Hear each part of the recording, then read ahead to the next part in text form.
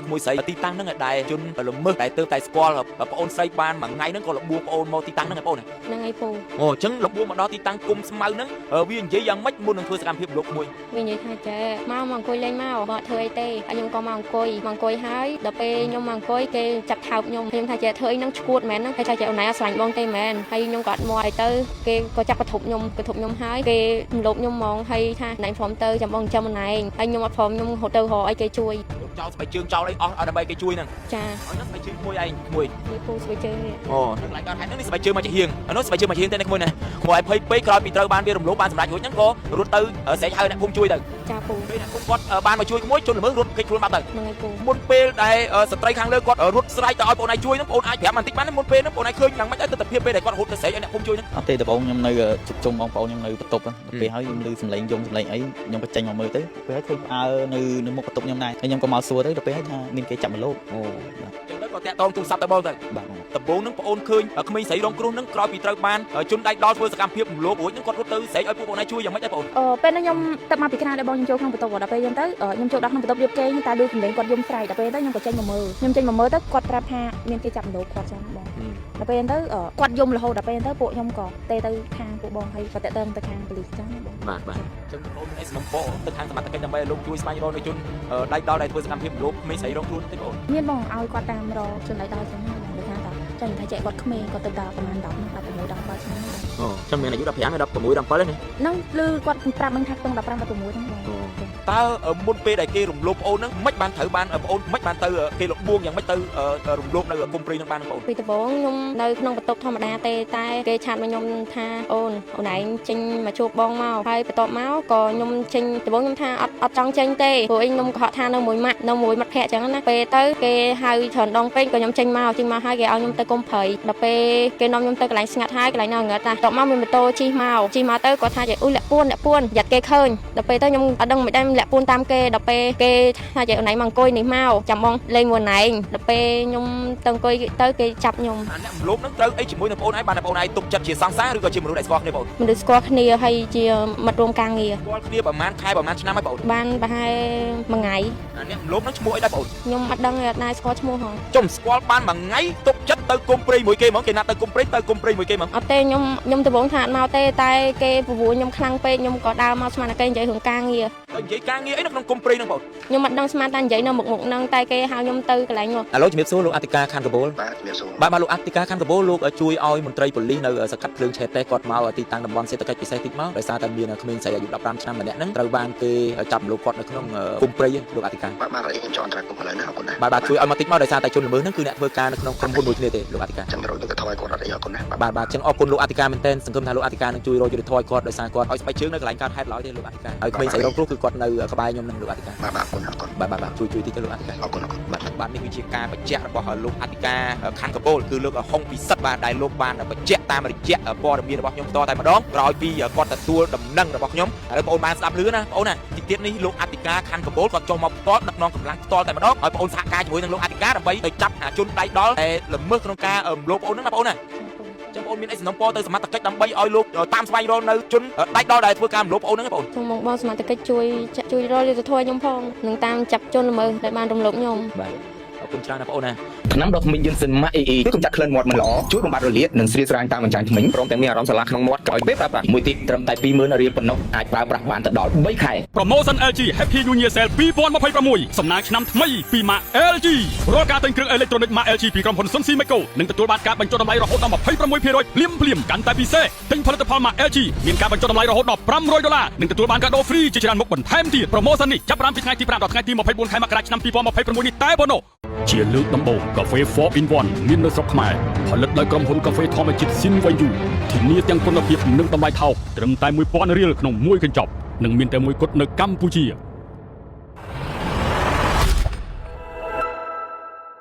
ប បាទសូមលំអរកាយគោរពនិងជម្រាបសួរប្រិមិត្តដែលនិយមតាមដាននឹងទស្សនារាល់ព័ត៌មាននៃអង្គភាពព័ត៌មានវិទ្យុនៅវេលាម៉ោង1រំលងអត្រាឈានចូលថ្ងៃទី15ខែមករាឆ្នាំ2026នេះមានករណីដ៏ភ្ញាក់ផ្អើលបង្កឲ្យមានការភ្ញាក់ផ្អើលយ៉ាងខ្លាំងនៅក្នុងភូមិមួយកន្លែងក្រោយពីមានក្មេងស្រីអាយុ15ឆ្នាំម្នាក់នឹងត្រូវបានបុរសម្នាក់ធ្វើការចាប់រំលោភនៅក្នុងគុម្ពព្រៃមួយកន្លែងហើយប្អូនស្រីបាទគាត់ក្រោយពីត្រូវបានបុរសចិត្តរឹសាធ្វើការចាប់រំលោភគាត់រួចនឹងក៏គាត់រត់ចេញមកស្រែកឲ្យអ្នកភូមិជួយឥឡូវនេះគាត់បានប្តឹងសមត្ថកិច្ចឲ្យតែមិនដឹងថាតើសមត្ថកិច្ចលោកបានធ្វើការឲ្យប្អូនស្រីយ៉ាងណាទើបអ្នកភូមិគាត់បានធ្វើការផ្ដល់ឲ្យខ្ញុំធ្វើការជួយផ្សព្វផ្សាយដើម្បីស្វែងរកយុត្តិធម៌ឲ្យគាត់មកជំរាបសួរប្អូនស្រី សូលោកពូ បាទប្អូនស្រីជាជនរងគ្រោះដែលត្រូវបានជនដេរឆានម្នាក់ធ្វើការរំលោភមុននឹងណាប្អូនណា ហ្នឹងហើយពូ ប្អូនអាចរៀបរាប់បន្តិចបានទេប្អូនតើមុនពេលដែលគេរំលោភប្អូនហ្នឹងមិនបានត្រូវបានប្អូនមិនបានទៅគេលបួងយ៉ាងម៉េចទៅរំលោភនៅគុំព្រៃនឹងបានប្អូន ពីដំបូងខ្ញុំនៅក្នុងបន្ទប់ធម្មតាទេតែគេឆាតមកខ្ញុំថាអូនឯងចេញមកជួបបងមកហើយបន្ទាប់មកក៏ខ្ញុំចេញដំបូងខ្ញុំថាអត់ចង់ចេញទេព្រោះអីខ្ញុំកុហកថានៅមួយម៉ាក់នៅមួយមិត្តភ័ក្តិអញ្ចឹងណាពេលទៅគេហៅច្រើនដងពេកក៏ខ្ញុំចេញមកហើយគេឲ្យខ្ញុំទៅគុំព្រៃដល់ពេលគេនាំខ្ញុំទៅកន្លែងស្ងាត់ហើយកន្លែងនៅងឹតណាបន្ទាប់មកមានម៉ូតូជិះមកទៅគាត់ថាអ៊ុយលាក់ពួនយ៉ាត់គេឃើញដល់ពេលទៅខ្ញុំអត់ដឹងមិនដឹងលាក់ពួនតាមគេដល់ពេលគេថាអូនឯងមកអង្គុយនេះមកចាំបងលេងមួយណែងដល់ពេលខ្ញុំទៅអង្គុយទៅគេចាប់ខ្ញុំ ចុះអាអ្នករំលោភនឹងត្រូវអីជាមួយនឹងប្អូនឯងបានតែប្អូនឯងទុកចិត្តជាសង្សារឬក៏ជាមនុស្សដែលស្គាល់គ្នាប្អូន មនុស្សស្គាល់គ្នាហើយជាមិត្តរួមការងារ ស្គាល់គ្នាប្រហែលខែប្រហែលឆ្នាំហើយប្អូន បានប្រហែលមួយថ្ងៃ អាអ្នករំលោភនឹងឈ្មោះអីដែរប្អូន ខ្ញុំអត់ដឹងអត់ដែរស្គាល់ឈ្មោះហង ទុំស្គាល់បានមួយថ្ងៃទុកចិត្តទៅគុំព្រៃមួយគេហ្មងគេណាទៅគុំព្រៃមួយគេហ្មង អត់ទេខ្ញុំដំបងថាអត់មកទេតែគេពពួរខ្ញុំខ្លាំងពេកខ្ញុំក៏ដើរមកស្មានតែគេនិយាយរឿងការងារ ទៅនិយាយការងារអីនៅក្នុងគុំព្រៃនឹងប្អូន ខ្ញុំអត់ដឹងស្មានតែនិយាយនៅមុខហ្នឹងតែគេហៅខ្ញុំទៅកន្លែងនោះទៅ ណៃជួយប្រាប់បន្តិចមកឥឡូវហ្នឹងកន្លែងដែលវាហៅបងឯងលបួងបងឯងទៅរំលោភនៅក្នុងគុំព្រៃហ្នឹងនៅកន្លែងណាបងជួយនាំបងទៅតិចមើលនាំអ្នកភូមិបាទដើម្បីឲ្យច្បាស់បាទឥឡូវនេះគឺបងស្រីគាត់នាំទៅកន្លែងកើតហេតុតែម្ដងបងប្អូនបាទដែលត្រូវបានបុរសម្នាក់បាទធ្វើការលបួងលួងលោមគាត់យកទៅធ្វើការរំលោភនៅទីតាំងគុំព្រៃមួយកន្លែងប្រិមិត្តបាទហើយគាត់ប្រាប់មិញថាទើបតែស្គាល់គ្នាបានមួយថ្ងៃទេប្រិមិត្តបាទហើយត្រូវបានបុរសខាងលើហ្នឹងលបួងយកទៅគុំព្រៃត្រូវបានបុរសខាងលើហ្នឹងធ្វើការលបួងបាទយកទៅទីតាំងគុំព្រៃឲ្យបងស្រីនេះបាទមិនដឹងមិនគាត់ទៅចាញ់បោកគេចាញ់បោកការលបួងហ្នឹងទៅគុំព្រៃតាមគេឥឡូវត្រូវបានគេចាប់រំលោភបានសម្រេចបាត់ហើយទៅកន្លែងណាបងជិតដល់ហ្នឹង ចិត្តដល់ទេពូ អូ ស្គាល់ឈ្មោះវា អត់ស្គាល់ទេ ធ្វើការមួយគ្នាដៃឃើញមុខវា ដែលឃើញ ហើយស្គាល់គ្នាតាមណា រាប់អានគ្នាមិត្តរួមការងារធម្មតា ចុះគេទេមកតាមណា គេឆាតវាថាយើង ឆាតតាមណា ឆាតតាម Telegram Telegram ដល់កន្លែងកើតហេតុហើយបងអូន ដល់ទេពូ ទៅមើល ណាកន្លែងណា នេះពូ ចុំគេលបួងមកកន្លែងស្ងាត់យ៉ាងហ្នឹងក្មួយអីចេះហ៊ានមកដែរ ខ្ញុំអត់ដឹងគេហៅខ្ញុំមក កន្លែងណាកន្លែងហ្នឹងហ្មង កន្លែងនេះឲ្យគេចាប់ខ្ញុំអត់ឲ្យខ្ញុំហើទេ ចាប់ឡើយណា ចាប់លេងនេះ ហ្នឹងហ្មង ហ្នឹងហើយ ក៏ក្រោយពេលដែលវាធ្វើសកម្មភាពរួចវារត់ទៅណាបាត់ក្មួយ ខ្ញុំហត់ស្រែកហៅឲ្យអ្នកនៅនឹងជួយ ក្មួយឯងរត់ទៅស្រែកហៅឲ្យអ្នកភូមិជួយដែរបានញាក់ផ្អើដល់អ្នកភូមិទៅ ចា ចុះអាអ្នកដែលមលុបក្មួយហ្នឹងវាជីអីរត់ទៅវិញឬក៏វារត់កិច្ច រត់បាត់ហើយ វារត់ថ្មើរជើងហ្នឹងណា ចា វាមកជួបក្មួយឯងនោះមានជីម៉ូតូជីអីមកណា អត់ទេដើរធម្មតា មានដឹងថាវាស្នាក់នៅណាទេក្មួយ អត់ទេ អត់ដឹងថាវាស្នាក់នៅណាទេ ចា តែធ្វើការនៅក្រុមហ៊ុនមួយគ្នា ចា ចំហើយដើរមកបងឯងផ្ដិតរឿងហ្នឹងឡើងហីបង អត់ប្រឌិតទេនិយាយមែនតើ កុហកពួកបងហី អត់កុហកទេនិយាយមែនតើ ចឹងបងអូនឯងអ្នកនិយាយហ្នឹងគឺសិតតែជាការពិតណាបងអូនណា ចា អត់មានបង្កើតសាច់រឿងអីណាដើម្បីបង្កើតយករឿងអីណាបង្កឲ្យមានការភ្ញាក់ផ្អើលរួចដល់ពេលសមត្ថកិច្ចសួរនាំចោលឡើងជាការព្រមព្រៀងបងអូនឯងជាមួយគេណា អត់ទេ ចឹងបងអូនឯងបានបដិសេធដែរ ចាខ្ញុំថាអត់ទេមិត្តភក្តិខ្ញុំនៅចាំនៅទេវាអត់ហ៊ាននៅម្នាក់ឯងទេតែគេចាប់ខ្ញុំហើយក៏បានសម្រេចទៅ ចាឥឡូវបងអូនឯងនឹងធ្វើការប្តឹងទៅលើអាអ្នកដែលធ្វើការរំលោភបងអូនណា ចាខ្ញុំស្រែកដែរតែអត់មានអ្នកគេលឺទេ រឿងអីបានអីលឺបើឡើយនេះស្ងាត់ជ្រាបណា ឥឡូវសាកសួរអ្នកភូមិវិញមកអូនឯងអ្នកទូរស័ព្ទទៅបងឃើញមកបងអាចជំរាបបន្តិចបានទេបងមុនពេលដែលស្ត្រីខាងលើគាត់រត់ស្រែកទៅឲ្យបងឯងជួយហ្នឹងបងអាចប្រាប់បន្តិចបានទេមុនពេលហ្នឹងបងឯងឃើញយ៉ាងម៉េចដែរទស្សនវិជ្ជាពេលដែលគាត់រត់ទៅស្រែកឲ្យអ្នកភូមិជួយហ្នឹង អត់ទេដំបូងខ្ញុំនៅជុំជុំបងប្អូនខ្ញុំនៅបន្ទប់ដល់ពេលហើយខ្ញុំឮសំឡេងយំសំឡេងអីខ្ញុំក៏ចេញមកមើលទៅពេលហើយឃើញផ្អើនៅមុខបន្ទប់ខ្ញុំដែរហើយខ្ញុំក៏មកសួរទៅដល់ពេលហើយថាមានគេចាប់មកលប ចឹងទៅក៏តាក់តងទូរស័ព្ទទៅបងទៅ បាទ មិនបានតាក់តងទៅបងប្អូនពេលហ្នឹងបានប្តឹងប៉ូលីសហើយនៅ តែទៅសមត្ថកិច្ចដែរគេដាក់លេងនៅតាមបន្ទប់ហ្នឹងពេលហើយតែទៅអត់មានលើកអត់មានអីហ្នឹងហើយខ្ញុំទៅដល់កន្លែងទីប៉ាក់គេហ្នឹងដែរតែគេបិទទ្វារចិត្តអស់ហើយតាក់តងទៅសន្តិសុខខាងតំបន់ហ្នឹងដែរតែគេថាឲ្យតាក់តងទៅខាងឃុំនៅភ្លើងឆែកទេសហ្នឹងទៅ ហើយនេះក្នុងកាបូលណា កបូលបងលើឆែតទេ ចាំទេតអធិការបន្តិចណា លោកទេ ឥឡូវជំរាបសួរលោកអធិការខណ្ឌកាបូល បាទជំរាបសួរ បាទលោកអធិការខណ្ឌកាបូលលោកជួយឲ្យមន្ត្រីប៉ូលីសនៅសកាត់ភ្លើងឆេតទេគាត់មកទីតាំងតំបន់សេដ្ឋកិច្ចពិសេសតិចមកដោយសារតែមានក្មេងស្រីអាយុ15ឆ្នាំម្នាក់ហ្នឹងត្រូវបានគេចាប់រំលោភគាត់នៅក្នុងគុំព្រៃលោកអធិការ បាទខ្ញុំចង់អន្តរាគមន៍ឡើងណាអរគុណណា បាទជួយឲ្យមកតិចមកដោយសារតែជនល្មើសហ្នឹងគឺអ្នកធ្វើការនៅក្នុងក្រុមហ៊ុនមួយគ្នាទេលោកអធិការ ចាំរកយុត្តិធម៌ឲ្យគាត់អត់អីអរគុណណា បាទចឹងអរគុណលោកអធិការមែនទែនសង្ឃឹមថាលោកអធិការនឹងជួយរកយុត្តិធម៌ឲ្យគាត់ដោយសារគាត់ឲ្យស្បែកជើងនៅកន្លែងកើតហេតុឡើយទេលោកអធិការហើយក្មេងស្រីរងគ្រោះគឺគាត់នៅក្បែរខ្ញុំនឹងលោកអធិការ បាទអរគុណអរគុណ បាទជួយតិចទៅលោកអធិការ អរគុណអរគុណ បាទនេះគឺជាការបញ្ជាក់របស់លោកអធិការខណ្ឌកាបូលគឺលោកហុងពិសិដ្ឋបាទដែលលោកបានបញ្ជាក់តាមរយៈព័ត៌មានរបស់ខ្ញុំផ្ទាល់តែម្ដងក្រោយពីគាត់ទទួលដំណឹងរបស់ខ្ញុំឥឡូវបងអូនបានស្ដាប់ឮណាបងអូនណាទីទៀតនេះលោកអធិការខណ្ឌកាបូលគាត់ចុះមកផ្ទាល់ដឹកនាំកម្លាំងផ្ទាល់តែម្ដងហើយបងអូនសហការជាមួយនឹងលោកអធិការដើម្បីទៅចាប់ជនដៃដល់ដែលល្មើសក្នុងការរំលោភបងអូនហ្នឹងណាបងអូនណា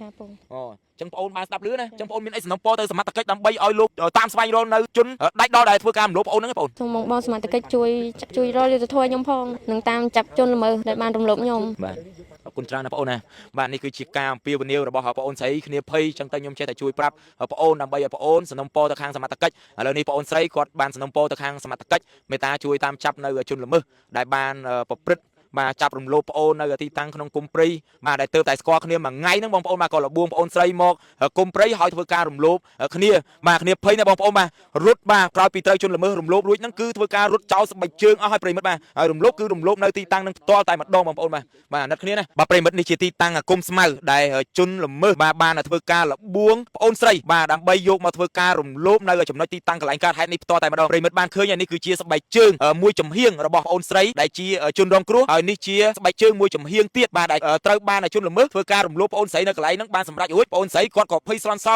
រត់ទាំងអត់មានពាក់ស្បែកជើងដើម្បីរត់ស្រែកហៅឲ្យអ្នកភូមិជួយក្រោយពីត្រូវបានជនល្មើសធ្វើការរំលោភសែបសន្តិវៈទៅលើរូបគាត់រួចផងដែរប្រិមិត្តបាទប្រិមិត្តនេះគឺជាកន្លែងទីតាំងកើតហេតុដែលក្មេងស្រីរងគ្រោះគាត់បានបញ្ជាក់ប្រាប់អង្គភាពព័ត៌មានវិទ្យុរបស់ខ្ញុំផ្ទាល់តែម្ដងក្មួយស្រីទីតាំងហ្នឹងដែលជនល្មើសដែលទើបតែស្គាល់បងអូនស្រីបានមួយថ្ងៃហ្នឹងក៏លបួងបងអូនមកទីតាំងហ្នឹងបងអូន ហ្នឹងហើយពូ អូអញ្ចឹងលបួងមកដល់ទីតាំងគុំស្មៅហ្នឹងវានិយាយយ៉ាងម៉េចមុននឹងធ្វើសកម្មភាពរំលោភក្មួយ វានិយាយថាចេមកអង្គុយលេងមកអត់ធ្វើអីទេហើយខ្ញុំក៏មកអង្គុយហើយដល់ពេលខ្ញុំមកអង្គុយគេចាប់ថោកខ្ញុំខ្ញុំថាចេធ្វើអីហ្នឹងឈួតមែនហ្នឹងហើយថាចេអូនឯងអត់ស្រឡាញ់បងទេមែនហើយខ្ញុំក៏អត់មកឲ្យទៅគេក៏ចាប់កធប់ខ្ញុំហើយគេរំលោភខ្ញុំហ្មងហើយថាណៃព្រមទៅចាំបងចាំអូនឯងហើយខ្ញុំអត់ព្រមខ្ញុំហត់ទៅរកឲ្យគេជួយ រត់ចោលស្បែកជើងចោលអីអស់ដើម្បីគេជួយហ្នឹង ចា ហើយណាស្បែកជើងក្មួយឯងក្មួយ នេះពូស្បែកជើងនេះ អូនៅកន្លែងកើតហេតុហ្នឹងនេះស្បែកជើងមកជាហៀងអានោះស្បែកជើងមកជាហៀងតែនេះក្មួយណាក្មួយភ័យពេកក្រោយពីត្រូវបានវារំលោភបានសម្រេចរួចហ្នឹងក៏រត់ទៅស្រែកហៅអ្នកភូមិជួយទៅ ចាពូ ពេលអ្នកភូមិគាត់បានមកជួយក្មួយជនល្មើសរត់គេចខ្លួនមកទៅ ហ្នឹងហើយពូ អូអរគុណច្រើនក្មួយបាទនេះគឺជាកន្លែងកើតហេតុដែរបងប្អូនបាទអញ្ចឹងយើងទុកការងារនេះឲ្យសមត្ថកិច្ចលោកធ្វើការងារបន្តចុះ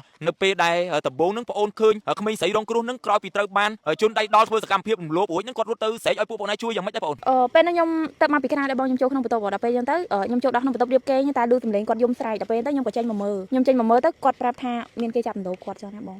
ដល់ពេលហ្នឹងទៅគាត់យំរហូតដល់ពេលហ្នឹងទៅពួកខ្ញុំក៏ទេទៅខាងពួកបងហើយក៏តេតឹងទៅខាងប៉ូលីសចឹងណាបង បាទអញ្ចឹងបងប្អូនមានអីសំណុំពរទៅខាងសមត្ថកិច្ចដើម្បីឲ្យលោកជួយស្វែងរកនៅជន